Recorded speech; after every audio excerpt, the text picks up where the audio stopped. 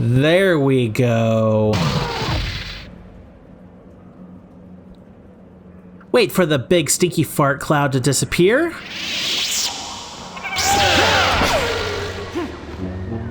You are battle story. This.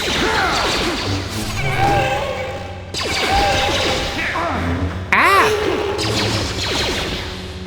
Too many wings.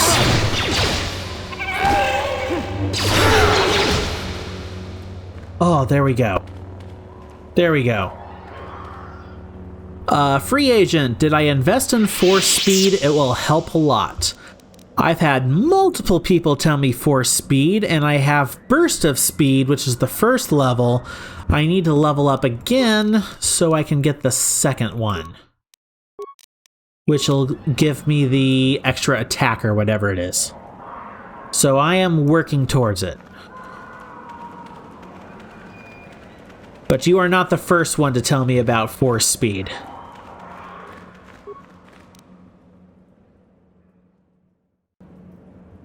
Queldroma robes? Duron's journal.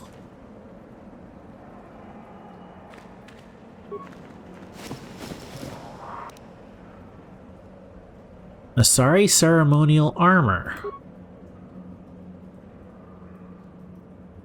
Oh, okay, we got some reading here. Even burst of speed will help drastically with pre-combat defense. Interesting. Powers, burst of speed. Speed is doubled and, oh, 2 defenses gained. Okay, I thought the higher levels only gave stuff. Never mind.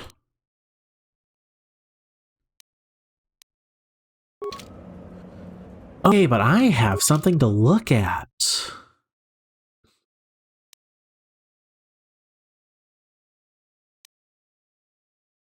Where is it? Queldroma robes. Droma, not drama.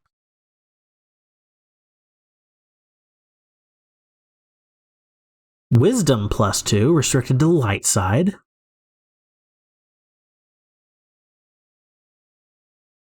You can use it out of combat too, especially when you can't fast travel. Yes, I actually watched my wife using it a lot, or a lot when she's I inspired her to start playing again. But the reason I haven't used force speed until recently is I picked it fairly early on, but I really didn't like the screen fuzz. The screen artifacting, I really didn't like it.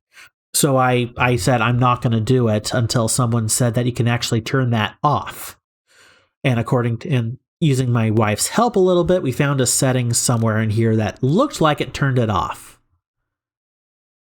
So we should be good. Queldroma robes, huh? I need to take a look at those. Darth Brandon's fiber armor. Fire resistance.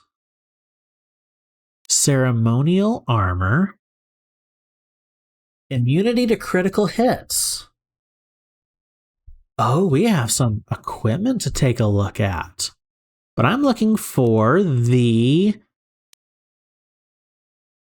journal, Duron's journal.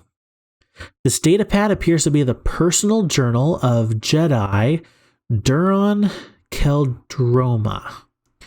The last entry reveals that he was going on this. The last entry reveals what he was doing on this world. Korriban is everything I imagined and feared. I can feel the power of the dark side here. I can sense the Terentitek. Oh my goodness, that is a word and a half. Terentitek hiding in this evil place.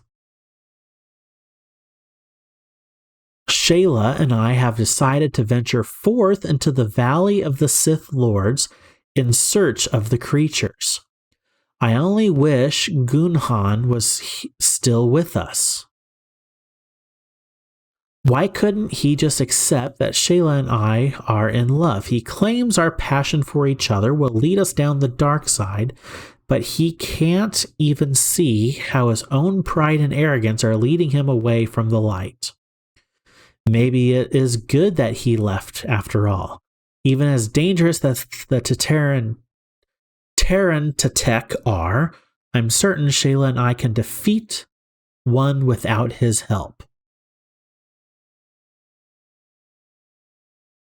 Interesting.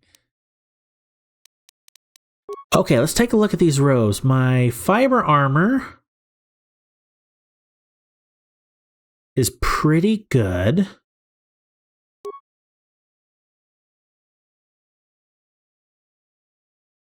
The robes aren't as much defense for me.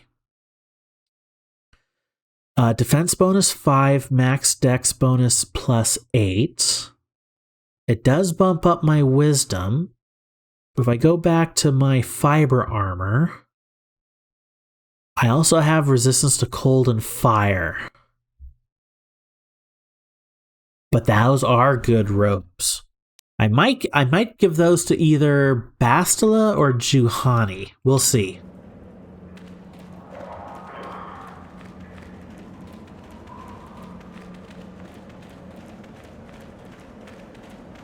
What about over here? Any goodies?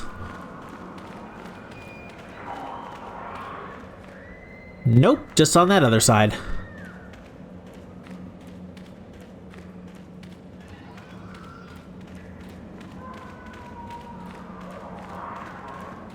This cave exit leads to the inhospitable surface of the planet. There is nothing for you to see there.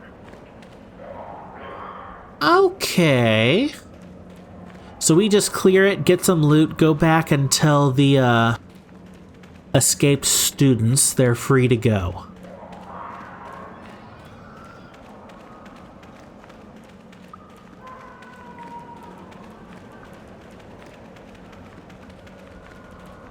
Oh! Looks like Karaeous and Karth are big old losers. I mean, they leveled up. Okay, Karaeous. Got that, and then... Oh, what do I want to do for you? You're kind of turning into a really good frontline tank, so anything I can do to improve that. You already have Master Toughness, which is really good.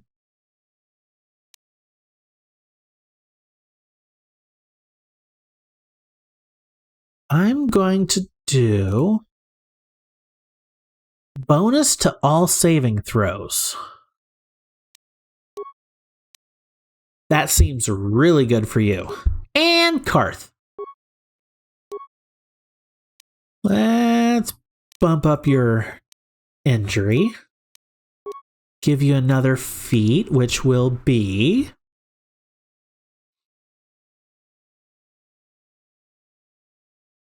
Oh, as a blaster boy, what would be good?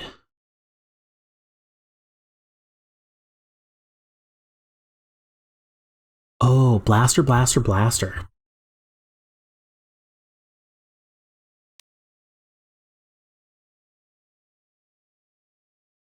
Critical strike. This feat doubles the critical... Oh, only of melee weapons. Okay.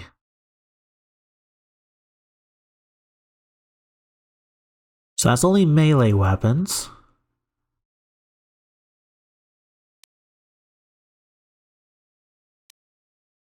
I could do conditioning and bump his saving throws, but he's a backline guy, so he doesn't need him as much. I might do rapid shot, actually. Yeah, I'm going to do rapid shot.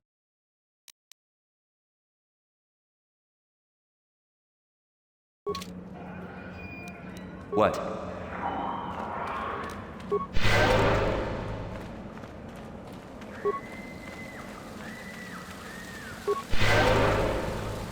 Alrighty, let's save. and talk to Thalia May. So, is there news? Is the passageway clear? Yes, it's clear. You're free to go. It's clear? We can go. Thank you. I wasn't expecting help from anyone in the Academy. I guess we aren't the only ones who don't agree with everything. Maybe the Jedi will accept us. I've seen how evil the dark side is. Maybe I could try. At any rate, thank you again. You've saved our lives. Nice. Alrighty, you just run off. Hopefully, Uthar doesn't need proof of their demise. Maybe me just telling him that I took care of them in the cave is enough.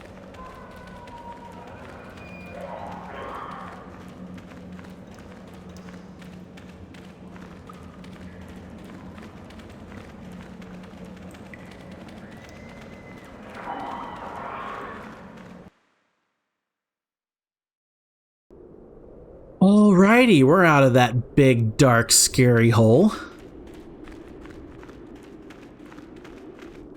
I expected just a small cave, not that big old experience. Okay, what do we got down here?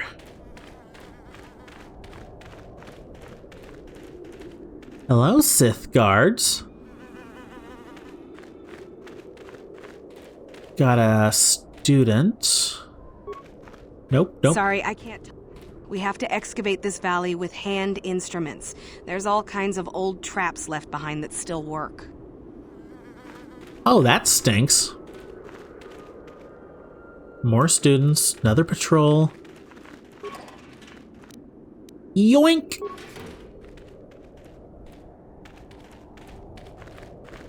I saw a name. Dak Vessar. Vessier? Vesser. I'm horrible with names if you haven't gotten that already. Greetings. I don't think I've seen you at the Academy before. Here to investigate the ruins. What can you tell me about these ruins? Well, it seems that the Sith once inhabited Korriban a long time ago. There was a fortress here that was destroyed at some point before the Sith abandoned the planet completely. Why they left, we don't know. Perhaps the Jedi drove them off. The tombs in this valley are the only parts of the fortress we found mostly intact. Interesting.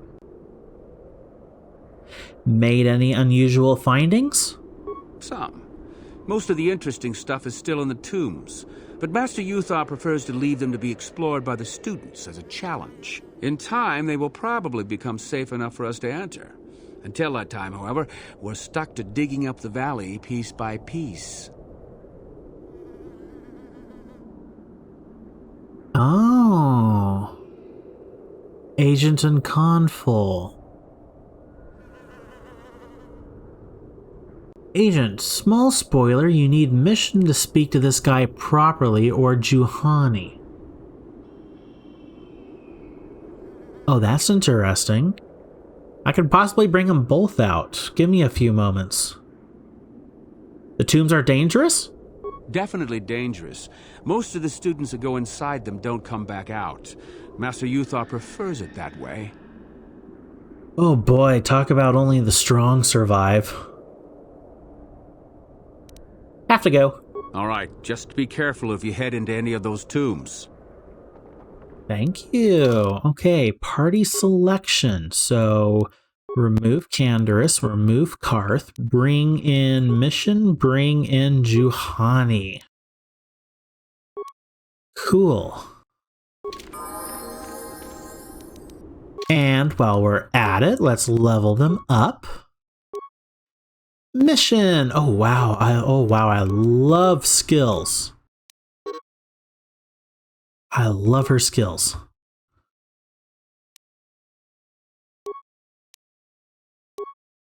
And so, oh, she gets a feat. What do I want? She's a single weapon character. She's also a backliner.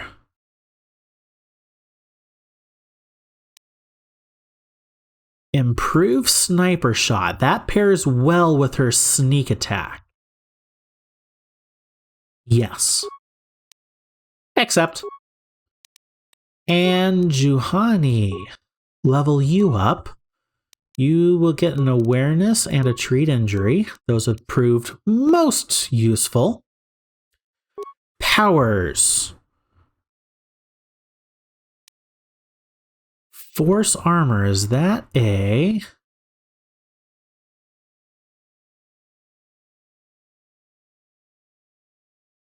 Okay, that's Jedi only. I'm looking for kind of a party.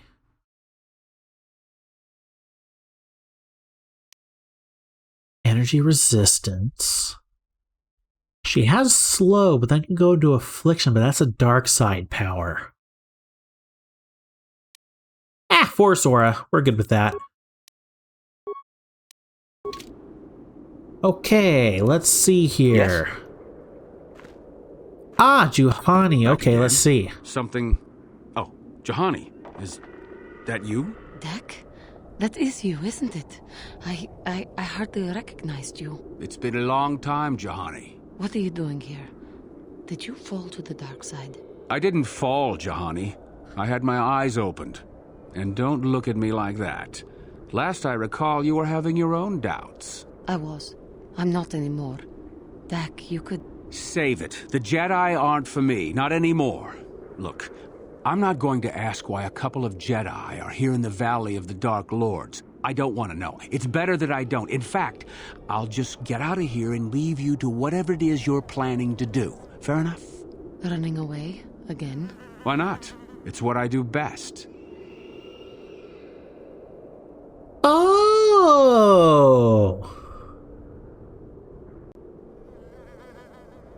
Well, that's cool. I'm also looking at the inside of his face, but whatever. I take it the two of you know each other. Yes. Isn't it obvious? I don't want to talk about it here, however. I don't think there's much to talk about. Have it your way, Juhani. You always do. Look, I don't want to be here after you leave. There'll be too many questions, so ask what you have to ask and I'll be on my way. Have you heard about a star map being found here? A star map? No, I haven't heard anything about that. Something like that could be in Nagasato's tomb, I suppose. That tomb's off limits to the students. Nagasato's tomb? It's the second tomb on the left when you enter the valley. Nagasato was the leader of the old Sith Masters here, we think. Darth Malak found something in there a while back, however, and ever since then only Master Uthar can enter it. Interesting. What did he find, do you know? No. A lot of the discoveries are kept secret, even from the students. I only heard that Darth Malak found something there by rumor, to be honest.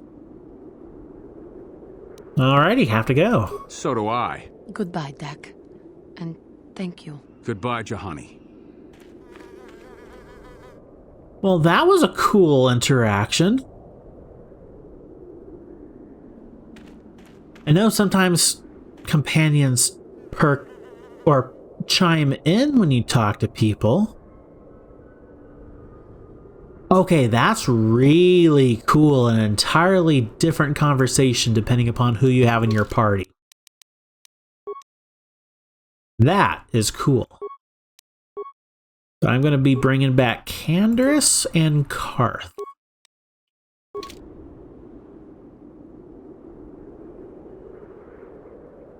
Thank you to both Mercury and Conful. That was fun.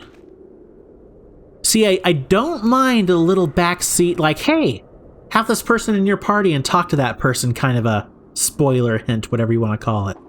That I like. Okay, so something about second on the left. Or something like that. Adjuncta Paulo's tomb. Or Paul's tomb. Oh, so much stuff. What's this one? Another Sith student. Is this a door? Tomb of Marka Ragnos.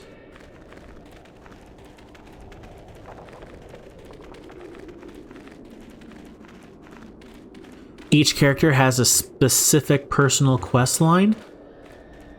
That's actually something I haven't really explored yet.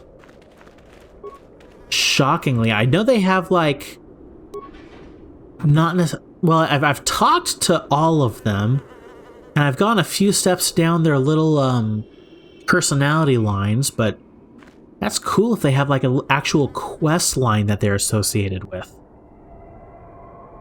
Each character has a specific personal quest line. Depending upon what planet, you'll find a key NPC to interact with, and you'll need the correct party member to activate that conversation. Oh. Sounds like I'm going to have to do a little backtracking, but I don't mind at all.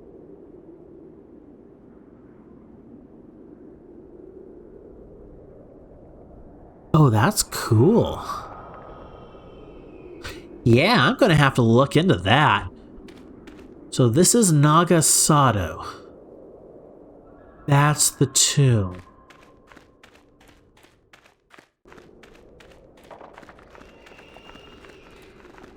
What's this one? Tulak Horde.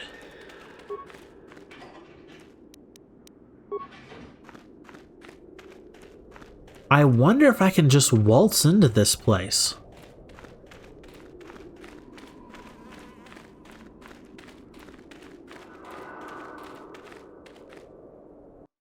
Save. I think I want to do a... Do I want to do a hard save? Sure, why not?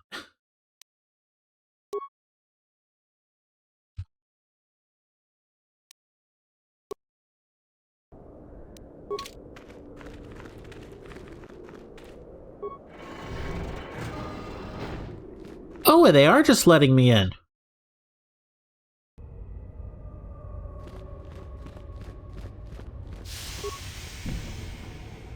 Door is locked and will not open. Oh. Never mind.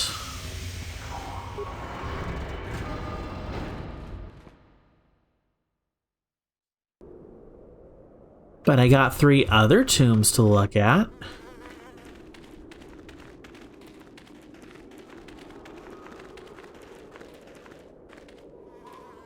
Although...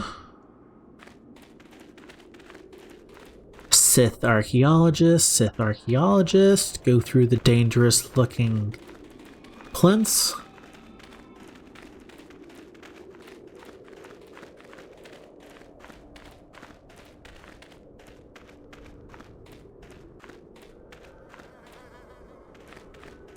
Okay.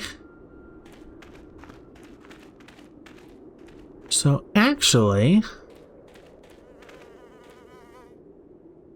here would be a perfect place to end for tonight. Yeah. Hello everybody, I'm back. Okay, for tonight's Real Talk segment, it's actually kind of a unique thing because it has some personal application for me right now.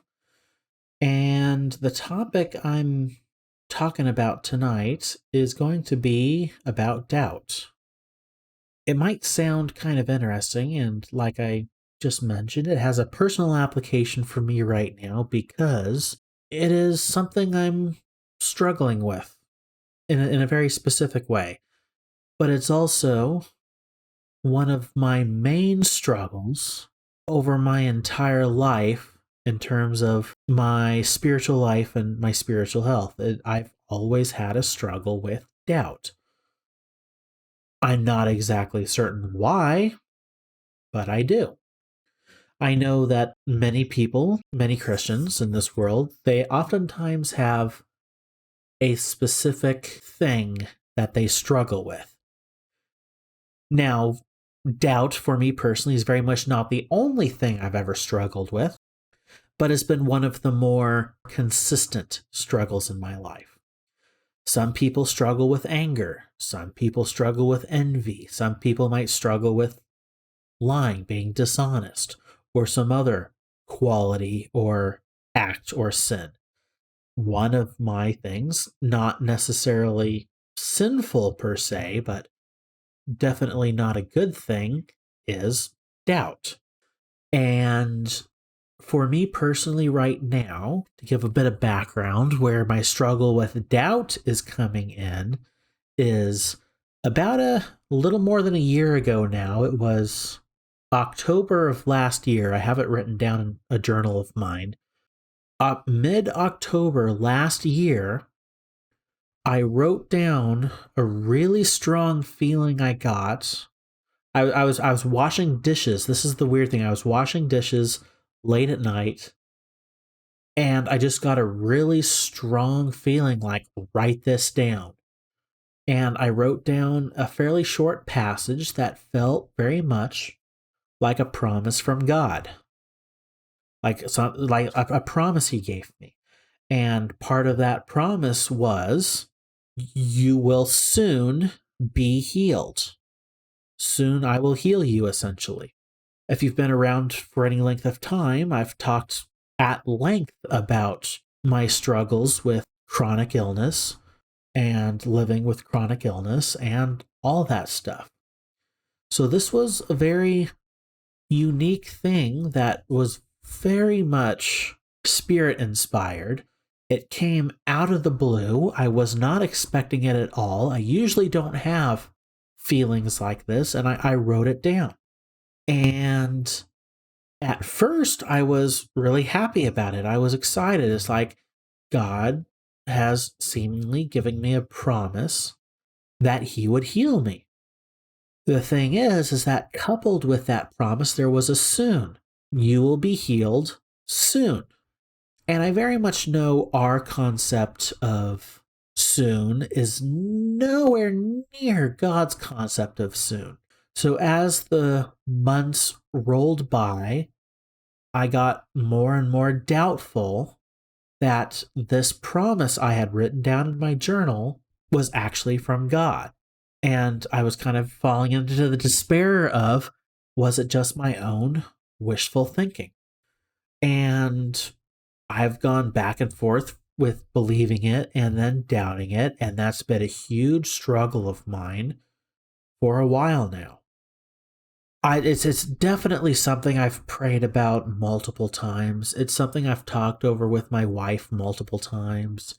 She's encouraged me to talk to a pastor friend of mine and share with him this promise, essentially, that I got, and about a prayer my wife and I had recently where we sat down, prayed together, and asked God, okay, we know that you gave me this promise, and our request was to heal me by my birthday. And my birthday is coming up not too much longer from now, but our request was, it was a prayerful request, was our request, our desire is, please heal me by my birthday. God may say yes, and will be healed. He may say no, and we understand that. He may also say yes, but not now. Regardless of whatever the answer is, I'm doing my best to step out in faith, because if you look at the Bible, there's many instances of where Jesus healed people. There's many instances of where people were healed in other books of the Bible, but not just Jesus. But I'm thinking of Jesus specifically here. I think almost every single person that Jesus did a miraculous healing on, where it was actually listed for us in detail in the Bible, the faith of the person healed comes first. There's even a few times he says, your faith healed you. So for me, struggling with doubt, it has very much been a battle of stepping out in faith. I went on a drive the other day. I like driving, It's a fun activity of mine. I don't get to do it all that, or I don't purposely just go on a drive anymore because, gas prices hurt, fuel prices hurt. But I went on a fairly long drive. It was coupled with a different activity, so that's why I got to do it. And usually I listen to podcasts as I drive, or just randomly thing. But this time, as I was driving, it's like I kind of felt like, no, don't listen to anything. Don't process anything else. Just pray. Pray to God. Listen to God. And that's what I kind of was doing. And one thing I kind of came to the realization of fairly recently was I'm not fully certain if I wanted to be healed. Weird as that may sound. I've been chronically ill for 5.5 years now, almost 6 years. I forget exactly how long it's been, but I think I fell into something that's known as comfortable misery.